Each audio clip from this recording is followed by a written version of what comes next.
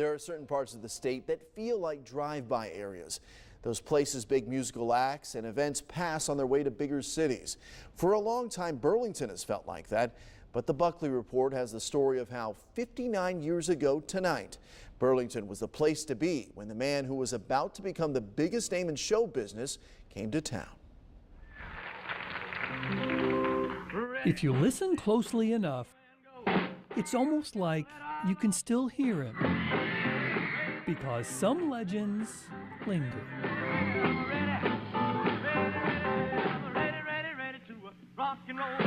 This place was pretty packed that night. That night was February 15th, 1956.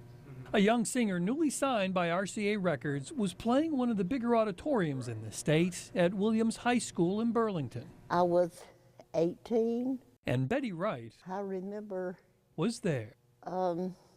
Talking my girlfriends into coming, and they didn't want to come see a hillbilly show.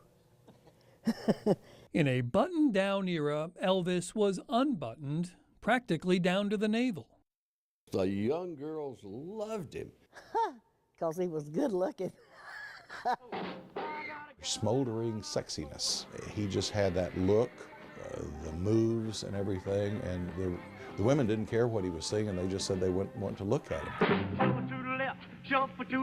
But for Elvis, it was a business trip, so before the show, he stopped by the local radio station. I think the record he brought to promote was That's All Right Mama. Olin Campbell was the morning DJ there. I met him in the hall, and he was a nice young man. We were both the same age, 21 at that time. The success of the tour that included his show at Williams High put Elvis in every jukebox and led to TV appearances, like the one on the Ed Sullivan Show, that changed Elvis from regional success to national sensation. That all took place about 3 months after he left Burlington. By the late spring of 1956, everybody knew who Elvis Presley was. But in February of that year, he was still a fresh enough face that fans like Betty Wright could get close to him after the show and get his autograph on her program. He held this in his hand. Yeah. She ran into him outside this bathroom at the high school. We thought we'd done hit jackpot.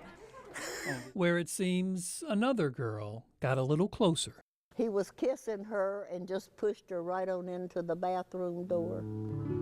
Love me. And that was the last we saw of Elvis. Love me sweet. But his is the kind of stardust that can linger for a half century. Elvis was the biggest star ever to appear in Burlington. I can't see who wouldn't have liked the show. And leave lasting memories of the day that Elvis was in the building.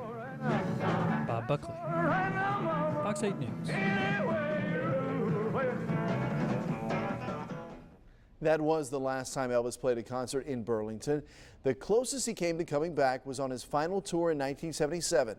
Elvis left the building in Charlotte that February and in Greensboro, April of that year.